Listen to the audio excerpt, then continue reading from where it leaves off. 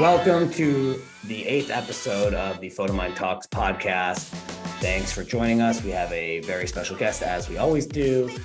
Today we have Kyle Lee.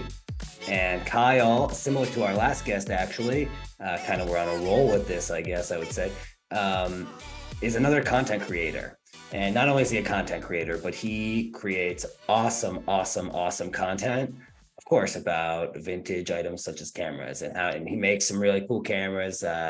He finds them, he talks about it, really dives into them. And obviously you can explore his TikTok page on your own. However, we have him right here. So let's hear what he has to say. And Kyle, thanks so much for joining us. Yes, thanks for having me, and thanks for the intro. That was great. Thanks for joining us. It's always fun to have people like yourself, content creators, on the pod, because I think it gives a different side of people who are interested in vintage things that you don't really see unless you're searching for it, right? Like, it's easy to be scrolling on Instagram or whatnot and find a picture of a vintage camera, but to see people who are actually creating videos because they're actually passionate about them is another thing. And that's one thing is you're pretty passionate about vintage photography. Yeah, no, that's a great point. I guess a lot of my videos have been dealing with like more vintage, older film cameras and stuff. And I didn't really think about it, but I do feel like vintage stuff is like kind of making like a resurgence with especially like younger audiences. I think a lot of teens are getting kind of into that like retro style of objects and stuff and more like analog stuff, not just photography, but I know like a lot of like analog music stuff like record playing and cassette playing and stuff has been getting a lot more popular. So I think it's really fun like getting to show people the options for like these analog photography things. But yeah. Yeah, absolutely. I mean, I know when I was younger that like it was I feel like the things that we were interested in that were vintage was more clothes, right? Like, let's say in like the early 2000s or something like that. I had a lot of friends who were really into getting like those Umbro shorts, the super bright, like not like late 80s, early 90s style clothes. But I can't remember anyone ever being like, what I'd really love to have as a record player. Like, that wasn't a thing until I think we kind of had a resurgence like early 2010s or whatnot.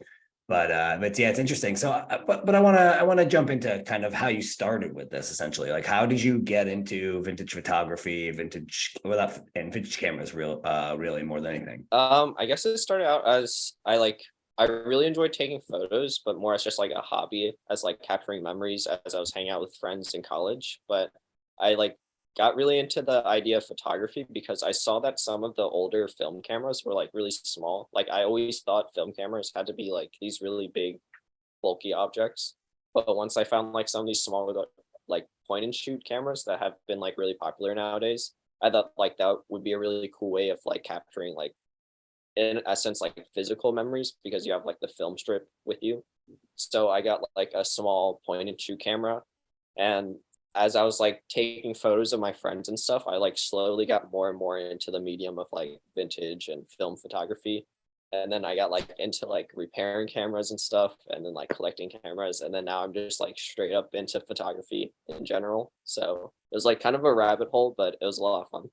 That's like a fun rabbit hole to be in, though. I mean, I know when we were talking a little bit earlier, you had mentioned how you kind of started like your main interest kind of was like animation to start, and then right for school it was animation, I believe, and Yeah, you like kind of animation illustration. so like to move from that to photography cameras is like such a, I don't know, it feels close but not in the same ballpark exactly. Yeah, no, definitely. It's like kind of funny because like I went to an art school and like I a lot of people like knew me later towards the years like for having a film camera on me all the time. So they were like, "Oh, like are you majoring in photography?" I was like, "Oh no, like I just do it for fun." But yeah, like I majored in like more illustration, like kind of more typical fine arts stuff. But I like slowly gained more of an appreciation for photography as like an art medium as well. I feel like I didn't like take it as seriously previously.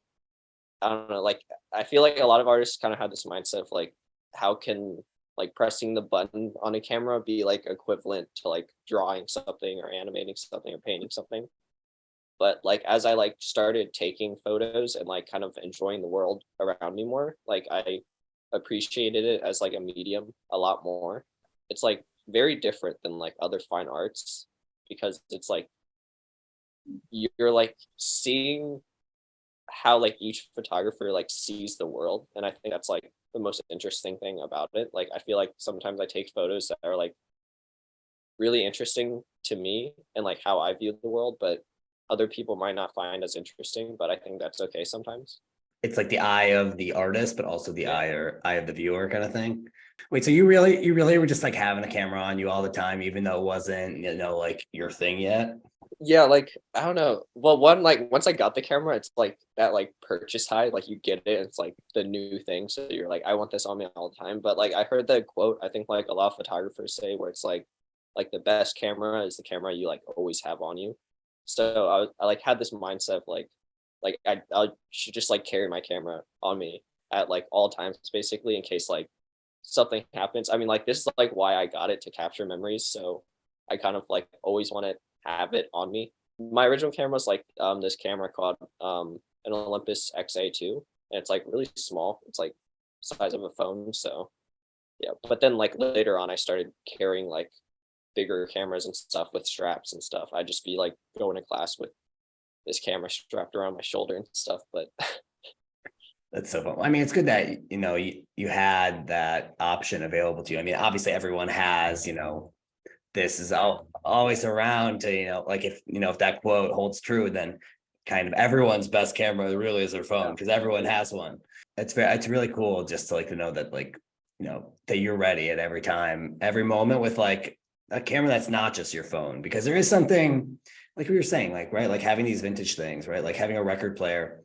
Yeah, you can, of course, you can listen to something on Spotify, but like having the collection aspect, being able to physically hold this thing in your hand that produces the same, end result as in one way or another as, the simple option. There's the process to it. There's a little bit more love. There's a little bit more art to it.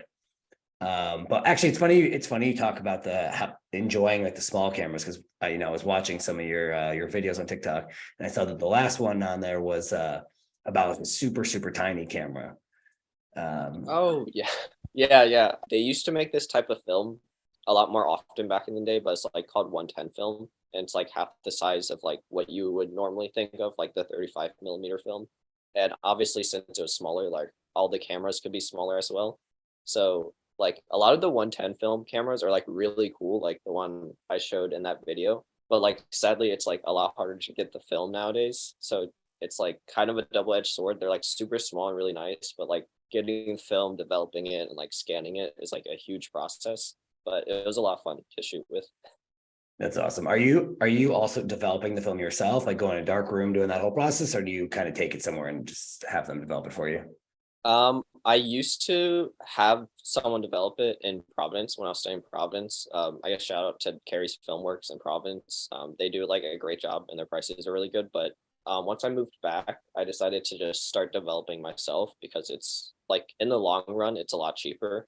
Obviously, the upfront cost of buying all the materials is kind of expensive, but after that, it's like, yeah, a lot cheaper. But also, like a lot of film photography, like is like about the process. I kind of just like it's really not the most like convenient medium to take photos with, but like just the process of it I also really enjoy, which is like kind of, I don't know, maybe I'm like coping and rationalizing the prices for myself, but like so even just like developing it and stuff, like I find really relaxing, like that process of taking photos like just in the dark room and like in my like kitchen sink, just like developing film like by myself, I find like really relaxing, and like it's like just really exciting to like see the film like after it's developed.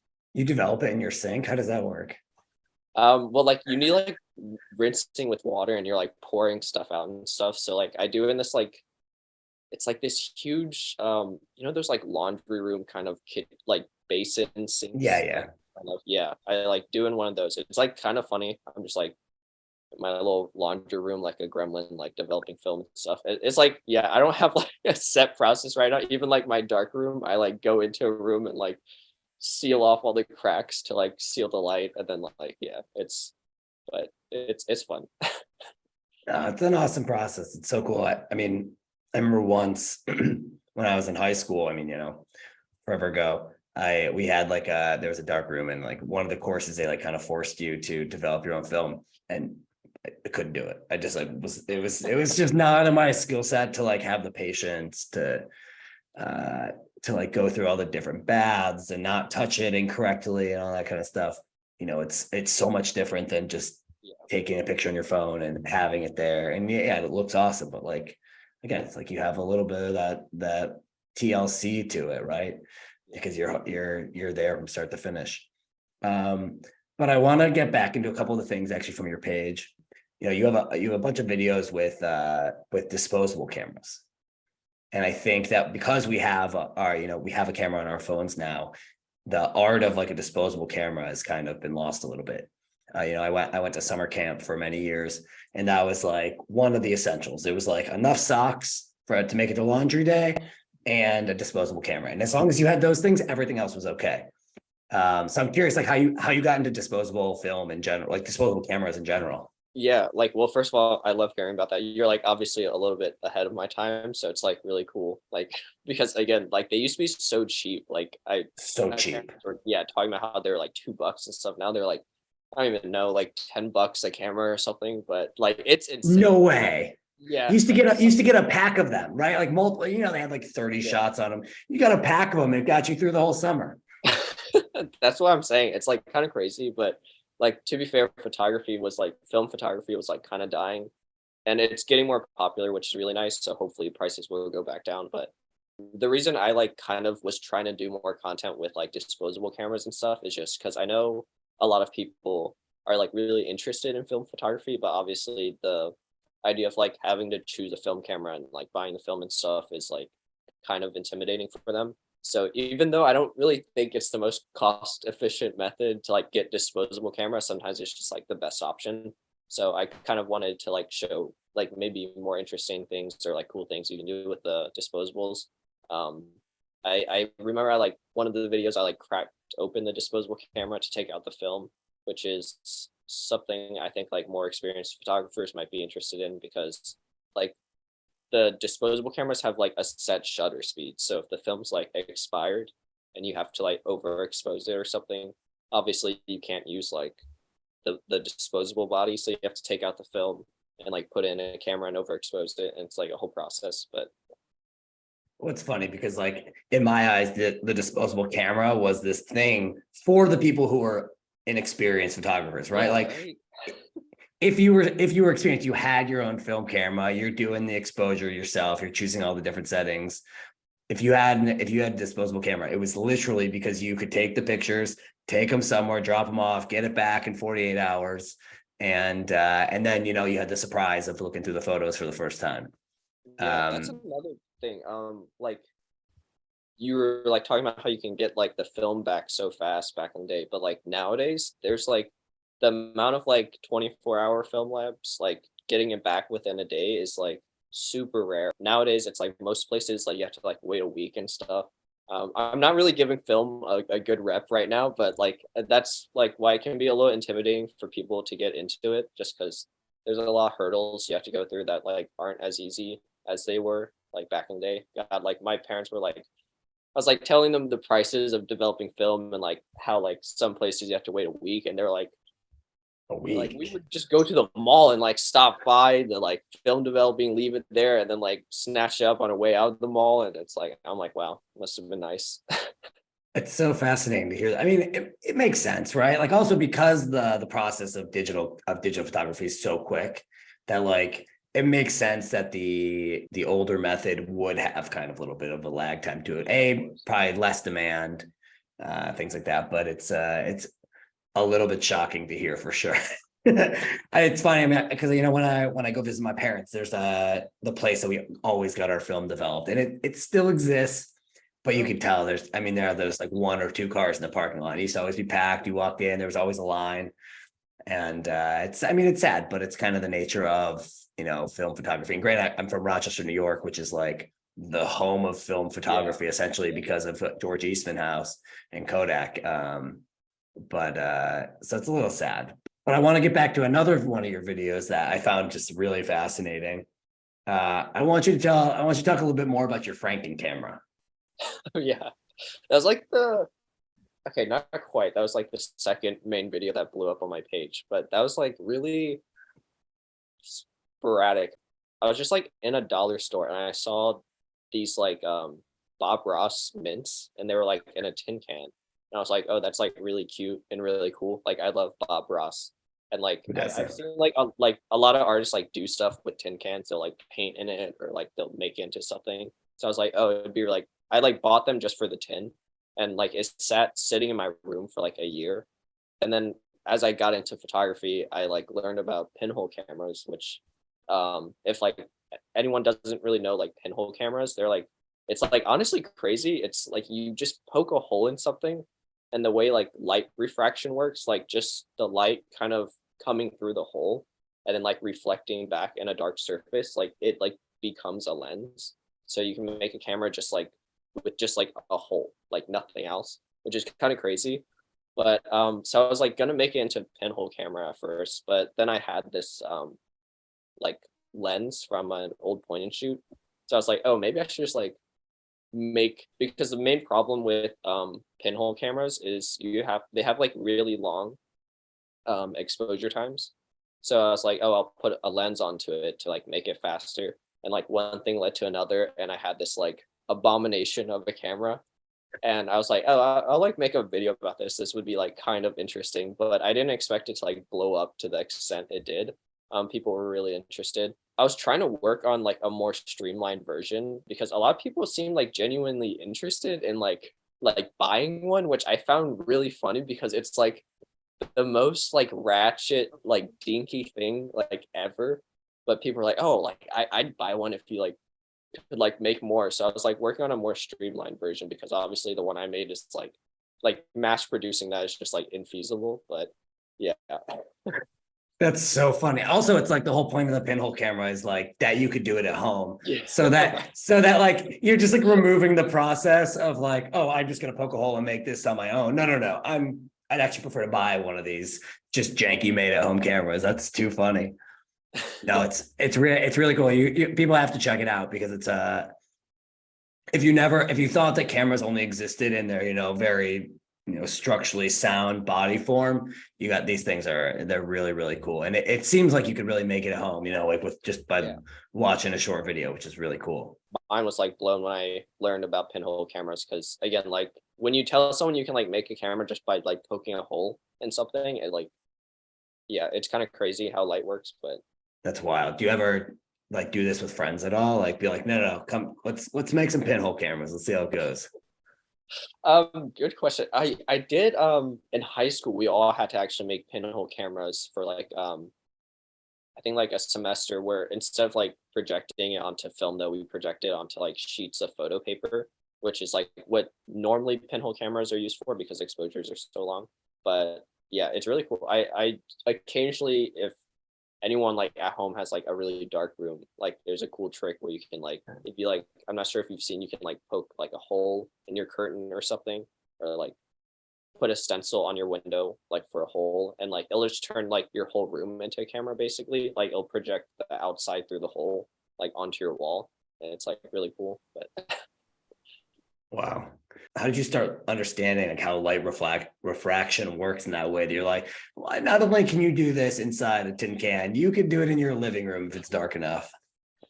um I don't know, it's just like again it's like a rabbit hole. You get like interested in one thing and then like you're like oh like film cameras are cool but what's like what else can I do with film, which also led to like another one of my more popular videos of like double exposures. Like kind of I got to a point where I was no longer like it wasn't like a tool I was using. It wasn't just like I do photography and it like happens to be on film.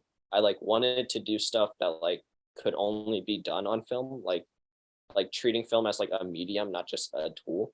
I say that even though like you can definitely edit photos like in Photoshop, but still like things like double exposures and like kind of mashing film together and like making custom film and stuff is like like things that like I find really fun because again, it's like part of the process and part of the medium of like film itself. So I think like being able to take advantage of that is like you might as well, right? Since you're already shooting on film. That's funny. It gives it like this physical depth to it as opposed to like digital touch up kind of feel. Yeah, definitely. Yeah. When did you first start making these pinhole cameras, while you were in high school kind of thing? I can't remember their names unfortunately right now, but there's some pretty well known like photographers that like kind of specialize in pinhole cameras. And I remember seeing their work and like they like actually make like really beautiful work with just pinhole cameras. I was like, this is like really cool. Again, it's like kind of more like you think of it as like an elementary school like craft or something, but like seeing people like make actually like really nice photos with it kind of inspired me to like make my own. It's very cool. I want to take it back. Obviously we're talking with these things, especially when it comes to film, as this like kind of like vintage concept almost, right? But there is something about this love of vintage things. So I'm curious, like, what it is for you that you find about vintage, frankly, anything that kind of just like hits your soul a little bit, and then it gives you this, deep interest in it. Yeah, I mean, honestly, like the way you put it just like hits my soul is like a good way to see it. Like, I don't know, I like see these old vintage items and I guess it's like one like a fascination in like antiquated technology, like things you wouldn't normally see because like back then that just like was the technology, but when you see it now, it's like, whoa, this is new, but like it's not new. It's just you haven't seen it before because it's so old. But it's like one that and even like kind of the art and design of like older stuff. Like obviously art always evolves. Like even like I was in an antique store and I just saw like even just like this like tiny first aid kit and like the art on it was like this was like from like the 70s. Like I don't know, it's just like different. Like nowadays they would not bother like putting art on like a first aid kit. It's just like you have to like make the information as accessible as possible and then just like the band-aids and stuff. It's had like a little character on it, like a design and like it's like really retro styled text and fonts and stuff. I was like, this is like really cool. But um as for like photography and stuff, I think again, like as technology evolves, like thankfully, like it's not necessarily a bad thing, but like things become like more streamlined. And I think maybe it's like the artist in me, but like being part of the process like more physical with my process is something like I'm a lot more interested in and like film obviously provides that like I do digital photography as well but there's like I'm not sure if it's just placebo and like I'm overthinking it like I know since I know I'm shooting digital like it messes me up but like it like doesn't quite feel the same which I know like a lot of film photographers say. I'm not sure if that's like elitist, like digital's not the same, but It's a little snobby. Yeah. Stop. I'm just kidding. I'm just kidding. I'm just kidding. but yeah, I don't know. It like it just feels different, or maybe it's like too powerful. Like when I shoot film, it's like I know I only have like a certain amount of frames, but when I shoot digital, it's like I think I can't help but think like, oh, I don't have to like worry as much about like getting the perfect photo because like I'll just snap a bunch. I think it just again goes back to like antiquated, both like design, like obviously, of course, with clothing, the retro and vintage designs are really popular, but even just like antiquated like techniques. Like I know a lot of people are into like the way clothes were like made and sewn back then. It's just like different and maybe not necessarily like the best nowadays because nowadays like with fast fashion and stuff like everything's streamlined the materials and construction have like kind of taken a hit so I think people are really into like the more like like complicated construction and stuff which I appreciate as well with like even like the film cameras like seeing how some of these film cameras work because I got really into like repairing them and fixing them as well it's like it's really crazy seeing how they work and it's like really interesting. Yeah, I think there's something about older things, and it could be a little placebo kind of, you know, like recency bias almost. But it does feel like older things were just made a little better, and they were meant to last as opposed to just meant to exist currently. And there's something that's a little bit lost there. And I think that's kind of how almost the difference between film photography and digital photography in a lot of ways is, right, is that this film photography, because it has this, long process, and it has to be, in a dark room and all that, it feels like those photos, like you care about them a little more. And you're talking about like, taking the photos themselves and caring about what you're shooting. And then, on your iPhone, you're taking 45 shots of the same, portrait, just because hopefully one of them is better than the other ones. And it's awesome. Like, it's awesome that you don't have to worry about, and you can go through and delete the bad ones afterwards. And it's a great option to have, but it does lose a little bit of that, like, that the feel. It like loses a little bit of the feel.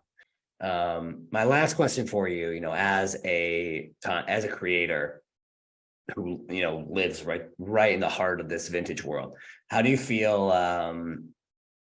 what is it like, I guess, being a young soul, or really an old soul in a young medium almost?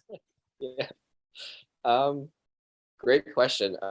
Like, one, it's, if we're like talking specifically about like the platform of TikTok, it's kind of scary like how fast information can spread nowadays, which is like also nice, because I feel like other platforms, it's kind of hard to get these like short snippets of things you want to share. Not that like I'm like spreading this wealth of like amazing knowledge or something, but like things like, for example, like vintage stuff that like people might be interested in but not really quite know it yet. It's nice that I can just kind of post on this platform, and like people might scroll by and see it and become interested. I mean, honestly, that's kind of like how I became interested in it. Like, I kind of had this lingering passion for like vintage stuff, and as I like was scrolling through, I saw more like film photography stuff, and I was like, okay, maybe I should like actually like jump the sale and like get into this. Like hopefully I can like help people get into it and like feel less intimidated to get into it. Because I mean, like, people, like, I love doing like research and stuff. I'm sure like you do too, like photographers and stuff, just like researching different ways to edit and stuff. But I know like for other people, like the idea of like having to do that is like such a like hassle. So yeah, like if I can help some people get into the medium, I think that's more than enough for me. I think that's pretty fair. I think it's awesome what you're doing, that you literally, that somebody can just be scrolling through their feed and one of your videos can pop up and they could say, oh, I've never seen anyone make a camera out of a tin can before. I think that's awesome stuff. Before we go, do you want to plug your social handles in case anyone wants to Yeah, follow? well, on TikTok, it's Kyle Grain, like film grain. I have an Instagram as well that's the same username, Kyle Grain. Other than that, not really. Again, I guess shout out to Carrie's Filmworks in Providence. They like helped me with developing film. Again, like I do a lot more experimental stuff. So some of the stuff I brought for them to develop was like really weird. And they're like, what the hell is this? I'm like, thank you for helping. So shout out to them. But That's awesome. other than that, yeah, no.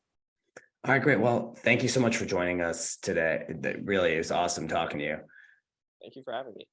Yeah, no problem. Well, that brings us to the end of the episode. So thanks for everyone who is watching or listening. If this is the first time you're listening to the Photomyne Talks podcast, be sure to check out the rest of the episodes before this. They're on Spotify, Apple Podcasts, as well as on YouTube. And this is where we end. So we'll see you then. Thanks. We'll see you next time. Thanks so much again, Kyle.